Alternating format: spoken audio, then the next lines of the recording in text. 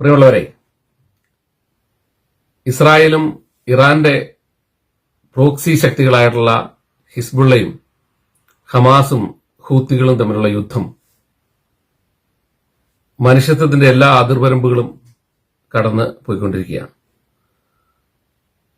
ഇന്നിപ്പോ latest news കേട്ടത് Hezbollah റോക്കറ്റുകൾ ആക്രമണം നടത്തിയതിന് റിട്ടാലിയേഷനായിട്ട് ഇസ്രായേൽ 80ഓളം എയർ സ്ട്രൈക്കുകൾ നടത്തുകയും 50 ആളുകൾ മരിക്കുകയും 300ഓളം പേർക്ക് പരിക്ക് പറ്റുകയും ചെയ്തിട്ടുണ്ടെന്നാണ്. ഏകദേശം ഹമാസിന്റെ ആക്രമണം കൊണ്ട് കഴിഞ്ഞ ഒക്ടോബർ 7 ഹമാസ് നടത്തിയ ആക്രമണത്തിന്റെ ഭാഗമായിട്ട് ഇസ്രായേലിന്റെ തിരിച്ചടിയിൽ ഗാസ സ്ട്രിപ്പ് പൂർണ്ണമായി നശിച്ച് നാമാവശേഷമായി. ഹിസ്ബുള്ള നടത്തിയ ആക്രമണത്തിൽ ഹമാസിനെ സഹായിക്കാൻ വേണ്ടി ഒരു കാരണവുമില്ലാതെ അൺപ്രൊവോക്കേറ്റഡ് ആയിട്ട് ഇസ്രായേലിനെ ആക്രമിച്ചതിന്റെ പരിണതഫലമായിട്ട് ഇന്നിപ്പോൾ ഹിസ്ബുള്ളയും ഏകദേശം തകർന്നടിഞ്ഞുകൊണ്ടിരിക്കുന്നു. അതോടൊപ്പം ലെബനോൻ എന്ന് പറഞ്ഞ മനോഹരമായ രാജ്യവും ഇല്ലാതെയായി പോകാൻ ഉള്ള സാധ്യതയാണുള്ളത്. വളരെ പ്രകൃതി ഭംഗിയും ചരിത്രത്തിലുടനീളം നിറഞ്ഞു നിൽക്കുന്നതുമായിട്ടുള്ള ഒരു രാഷ്ട്രമാണ് ലെബനോൻ എന്ന് പറയുന്നത്. ആ ലെബനോൻ എന്ന് പറഞ്ഞ രാഷ്ട്രവും ഇസ്ലാമിക തീവ്രവാദത്തിന്റെ പിടിയിൽ അമർന്നതുകൊണ്ട് അതും അവസാനിക്കാൻ, അതും തകർന്നടിയാൻ ഇനി വളരെ കുറച്ച് സമയം മാത്രമേ ബാക്കിയുള്ളൂ. ഒരു ക്രിസ്ത്യൻ രാജ്യമായിരുന്ന ലെബനോൻ ഈ പാലസ്തീൻ കോൺഫ്ലിക്റ്റിന്റെ പരിണിതഫലമായിട്ട് പാലസ്തീനിൽ നിന്ന് ആളുകൾ കുടിയേറി പാർത്ത ആളുകളാണ് കൂടുതലും ഈ ലെബനോനിലെ മുസ്ലിംസ് എന്ന് പറയുന്നത്. അവരുടെ സംഖ്യാബലം അവിടെ വർദ്ധിച്ചതോടുകൂടി ക്രിസ്ത്യൻ കമ്മ്യൂണിറ്റി അവിടെ ശൃംഖിക്കുകയും അവിടെ നിന്ന് ഒത്തിരി ആളുകൾ ഈ സിവിൽ വാർ ഉണ്ടാകുകയും അതിനുശേഷം ഒത്തിരി ആളുകൾ ലെബനോൻ വിട്ടുപോവുകയും അവർ അമേരിക്കയിലേക്കും മറ്റും കുടിയേറുകയും അങ്ങനെ ലെബനോനിൽ ഇപ്പൊ 36% താഴെ ക്രിസ്ത്യൻ സമൂഹമാണുള്ളത്.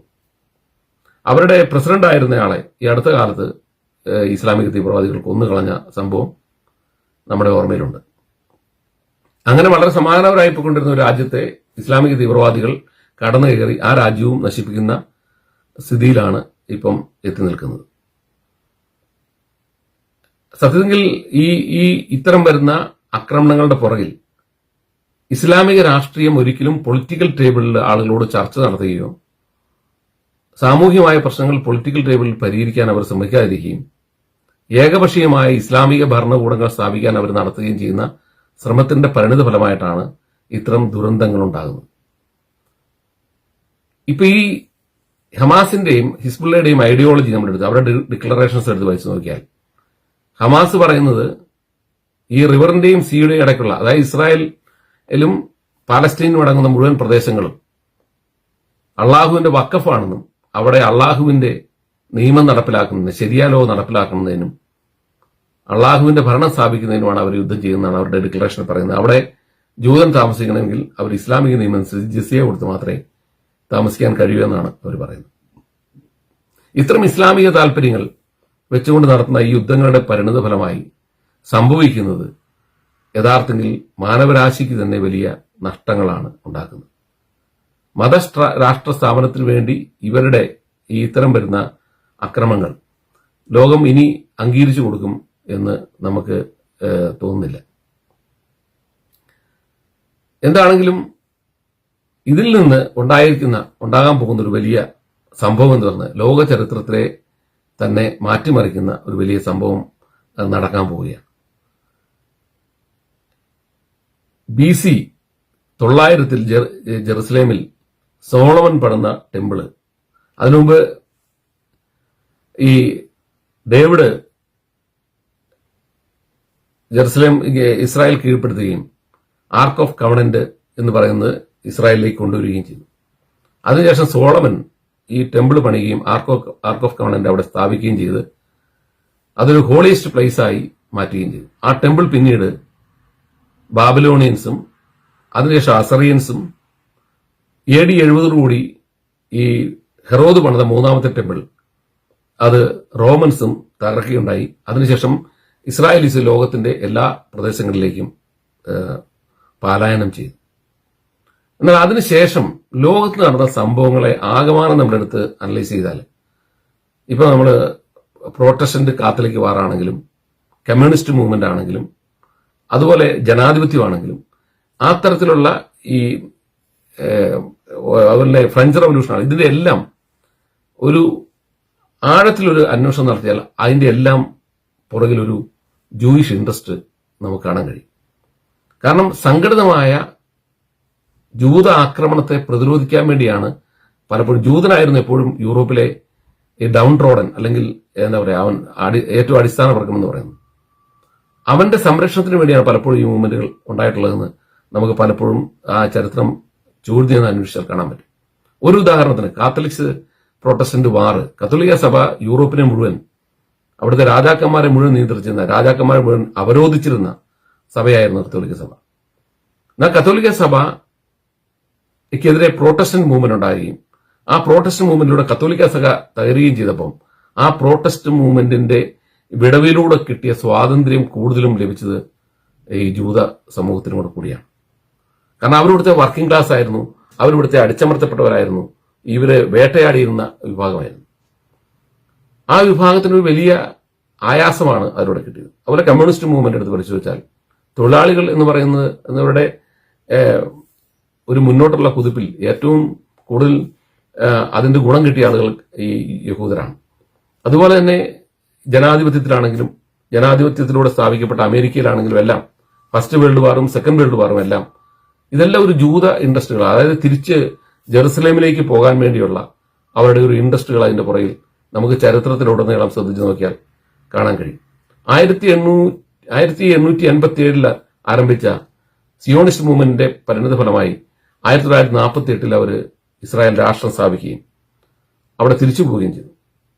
ആ തിരിച്ചുപോയ ഇസ്രായേൽ രാഷ്ട്രത്തെ അന്നു മുതൽ തകർക്കാൻ വേണ്ടി ഒരു പ്രകോപനമില്ലാതെ അങ്ങോട്ട് ആക്രമണം നടത്തിയിരുന്ന ആളുകളാണ്.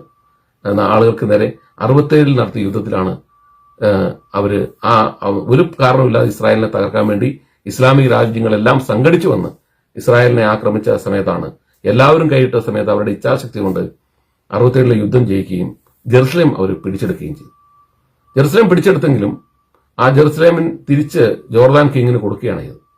അതിന്റെ കാരണം ആ പീസ് അഗ്രിമെന്റ്, ജോർദാനുമായിട്ടൊരു സമാധാന കരാർ ഒപ്പിട്ടിട്ട് ജെറുസലേം ടെമ്പിൾ അവർക്ക് തിരിച്ചു കൊടുക്കുകയാണ് ചെയ്തത്. കാരണം അവിടെ നിന്നാണ് മുഹമ്മദ് ബുറാക്കിൽ സ്വർഗത്തിലേക്ക് പോയതെന്നാണ് മുസ്ലിങ്ങളുടെ വിശ്വാസം.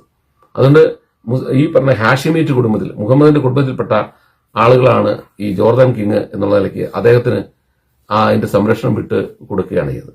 എന്നാൽ ഈ ജെറുസലേം ടെമ്പിൾ യഥാർത്ഥത്തിൽ ജൂതന്റേതാണ്, ജൂതൻ പണിതാണ്. അത് തകർന്നടിഞ്ഞ് കിടന്ന സമയത്ത് ഈ റോമൻസ് തകർന്നടിയും റോമൻ എംപയർ തകരുകയും ചെയ്ത് 638 പിന്നീട് ഉമ്മർ അവിടെ കോൺകർ ചെയ്യുകയും അവിടെ ഉമ്മർ നിസ്കരിച്ച സ്ഥലത്ത് ഇന്നൊരു അലസ്ക മോസ്ക്, ജെറുസലേം ടെമ്പിളിന്റെ പുറത്തുള്ള ഒരു സ്ഥലം കോർട്ട്യാർഡിലാണ് ഈ അലസ്ക മോസ്ക്. അത് അവിടെ ഉമ്മർ നിസ്കരിച്ചു എന്നുള്ള ഒരു ക്ലോസ് ആണ് അതിനുള്ളത്. അതുപോലെ തന്നെ ഈ ജെറുസലേം ടെമ്പിളിൽ ഇരുന്ന സ്ഥലത്ത് ഉമയാദ് മോസ്ക്, ഉമ്മറിന് ശേഷം വന്ന ഉമയാദ് മോസ്കിലുള്ള ആളുകൾ ഡോം ഓഫ് റോക്ക്, ഇന്ന് ജെറുസലേം ടെമ്പിളിൽ ഇരുന്ന സ്ഥലത്തെ ഡോം ഓഫ് റോക്ക് എന്നാണ് അറിയപ്പെടുന്നത്, അത് പണിയുകയും അതിനുശേഷം പിന്നീട് ഈ പറയുന്ന ഉമയാദ് മോസ്കിന്റെ നിന്ന് അത് ആ സ്ഥലം പിന്നീട് ഈജിപ്ഷ്യൻസിന്റെ കയ്യിലേക്കും പിന്നീട് അത് ടർക്കിയുടെ കയ്യിലേക്ക് വരികയും ടർക്കിയുടെ സുൽത്താനായിരുന്ന സുലൈമാന്റെ മാഗ്നിഫിഷന്റാണ് ഇന്ന് കാണുന്ന ഈ ഡോം ഓഫ് റോക്ക് മനോഹരമാക്കുകയും ഒക്കെ ചെയ്തത്. ഈ ഡോം ഓഫ് റോക്കിൽ ഇന്ന് യഥാർത്ഥത്തിൽ യൂതന് പ്രവേശിക്കാൻ പോലും പാടില്ല. ക്രിസ്ത്യാനികൾക്കോ മറ്റ് മതസ്ഥർക്കോ ഒക്കെ പ്രവേശിക്കാവുന്ന ഒരു ദിവസമാണ് ഒരാഴ്ചയിലുള്ളത്. എല്ലാ ദിവസങ്ങളിൽ നമ്മൾക്ക് അവിടെ കയറാൻ അവകാശമില്ല. അതും അതിന്റെ സാങ്ക്ടത്തിനുള്ളിൽ കയറാൻ അവകാശമില്ല. അത് മുസ്ലിങ്ങൾക്ക് മാത്രമേ ഉള്ളൂ. ജൂതൻ ആ പരിസരത്തേക്ക് പോലും പോകാൻ പറ്റില്ല. അപ്പൊ ഇത് ഈ തിരിച്ചുപോക്കിലൂടെ ജൂതൻ എസ്റ്റാബ്ലിഷ് ചെയ്ത രാഷ്ട്രത്തിൽ അവന്റെ ആ രാഷ്ട്രത്തിന്റെ പൂർത്തീകരണത്തിന് ജെറുസലേം ടെമ്പിൾ അവൻ തിരിച്ചെടുക്കുകയും പിടിച്ചെടുത്ത് പണി പൂർത്തിയാക്കുകയും ചെയ്യേണ്ട ഒരു സാഹചര്യമുണ്ട്. എങ്കിൽ മാത്രമേ ജൂതന്റെ ആ ലക്ഷ്യം പൂർത്തീകരിക്കുകയുള്ളൂ. ജൂതനെ സംബന്ധിച്ചിടത്തോളം ജെറുസലേം ടെമ്പിളിൽ കൂടിച്ചേരുക, ജെറുസലേം ടെമ്പിളിൽ പണി പൂർത്തീകരിച്ച് കൂടിച്ചേരുക എന്നുള്ളത് അവന്റെ ഒരു ജീവിത ലക്ഷ്യം കൂടിയാണ്. ലോകത്ത് എവിടെ വെച്ചും ഒരു ജൂതൻ മറ്റൊരു ജൂതനെ കാണുമ്പോൾ നമുക്ക് അടുത്ത വർഷം ജെറുസലേമിൽ കണ്ടുമുട്ടാം എന്ന് പറഞ്ഞാണ് പിരിയുന്നത്. അതുകൊണ്ട് ഈ ജെറുസലേം ടെമ്പിളിന് പണിയാനുള്ള ഒരു കളമൊരുക്കുകയാണ് യഥാർത്ഥത്തിൽ ഈ ഒക്ടോബർ 7 ഈ ഇസ്ലാമിക തീവ്രവാദികൾ, ഹമാസ് തീവ്രവാദികൾ കൊടുത്തൊരു സഹായം എന്നാണ് ഇപ്പം മനസ്സിലാകുന്നത്.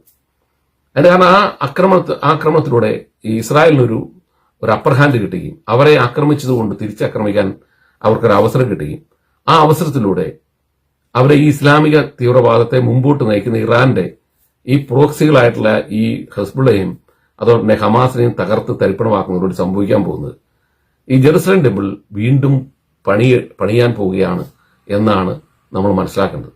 കാരണം ജെറുസലേം ടെമ്പിൾ ഓൾറെഡി പണിത് ബിൽറ്റ് ചെയ്ത് കടലിൽ കിടപ്പുണ്ട്, കടലിൽ ഷിപ്പിനകത്ത് സൂക്ഷിച്ചിട്ടുണ്ട്. അതെടുത്ത് ഫിക്സ് ചെയ്താൽ മതി.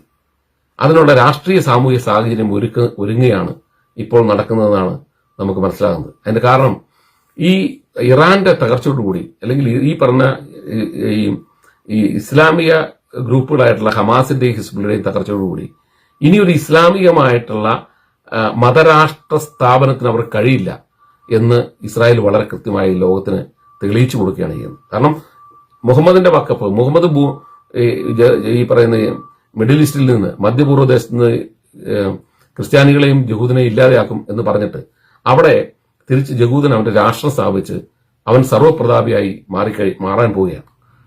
അതോടൊപ്പം ജെറുസലേം ടെമ്പിൾ വരുന്നതോടെ ലോകത്തിന്റെ മുഴുവൻ ഡെസ്റ്റിനേഷനും ടൂറിസ്റ്റ് ഡെസ്റ്റിനേഷനും ഇസ്രായേലിലേക്ക് ആകും എന്ന് മാത്രമല്ല ഇസ്രായേൽ ചോദ്യം ചെയ്യപ്പെടാനാത്ത ഒരു രാഷ്ട്രമായി മാറുകയും ചെയ്യും.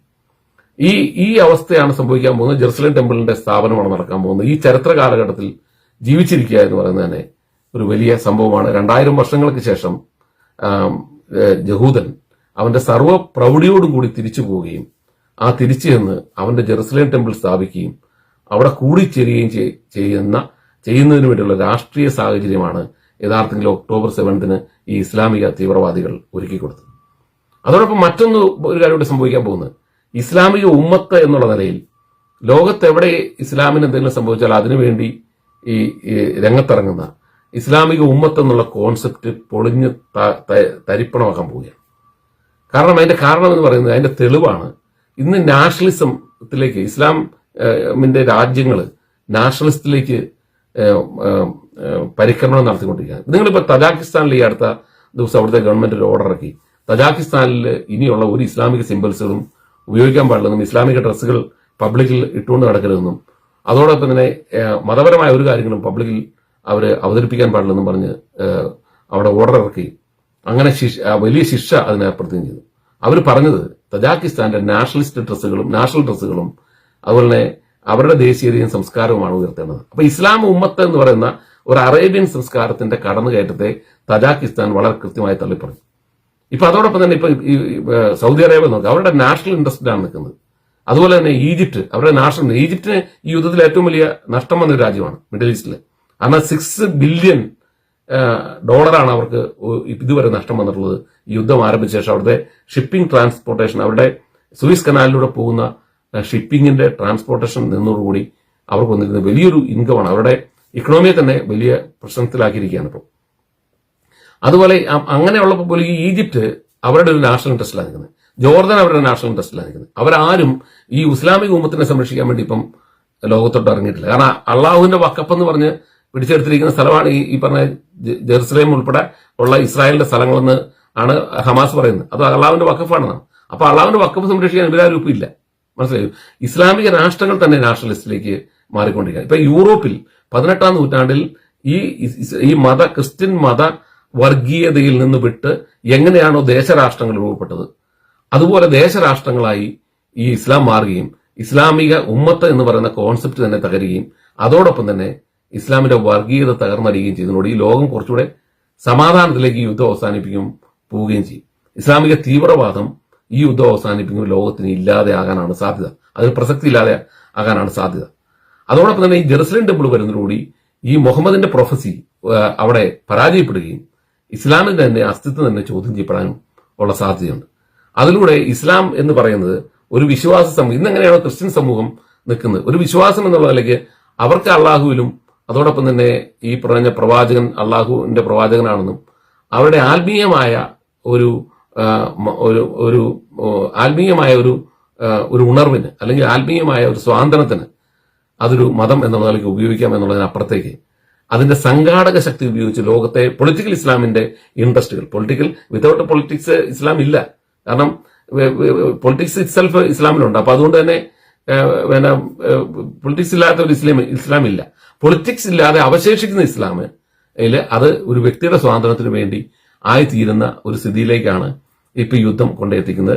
എന്താണെങ്കിലും ഒക്ടോബർ 7 ഇസ്ലാമിക തീവ്രവാദികൾ യാതൊരു കാരണമില്ലാതെ ഇസ്രായേലിനെ ആക്രമിക്കുകയും 1500ഓളം ആളുകളെ കൊല്ലുകയും 300ഓളം പേരെ പിടിച്ചുകൊണ്ട് പോവുകയോ ചെയ്ത് വലിയ ഉത്സാഹത്തിലായിരുന്നെങ്കിൽ ഇപ്പൊ സംഭവിക്കുന്നത് മിഡിൽ ഈസ്റ്റ് മുഴുവൻ തകർന്ന് തരിപ്പണമായി പോവുകയും അതോടൊപ്പം തന്നെ ഇസ്രായേൽ എന്ന് പറഞ്ഞ രാജ്യം വളരെ വൈബ്രന്റായി അവരുടെ ഇന്റലിജൻസും അവരുടെ മിലിറ്ററി സെറ്റപ്പും എത്രമാത്രം പവർഫുൾ ആണെന്ന് അവർ അതിന് ശേഷം കാണിച്ചു കൊടുത്തു.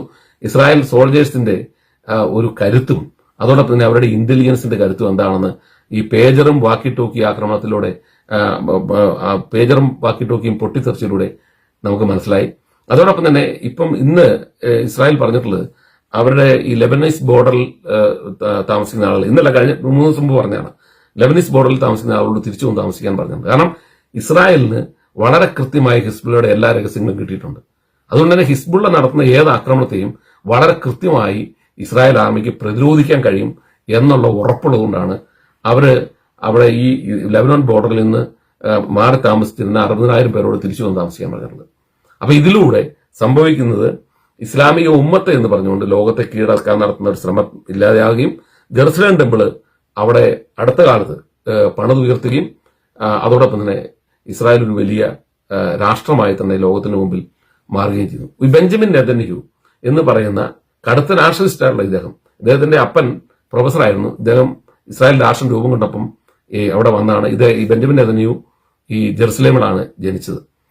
ഇദ്ദേഹം ഇപ്പൊ അദ്ദേഹത്തിന് 75 വയസ്സുണ്ട് ബെഞ്ചമിൻ നെതന്യാഹുവിന്.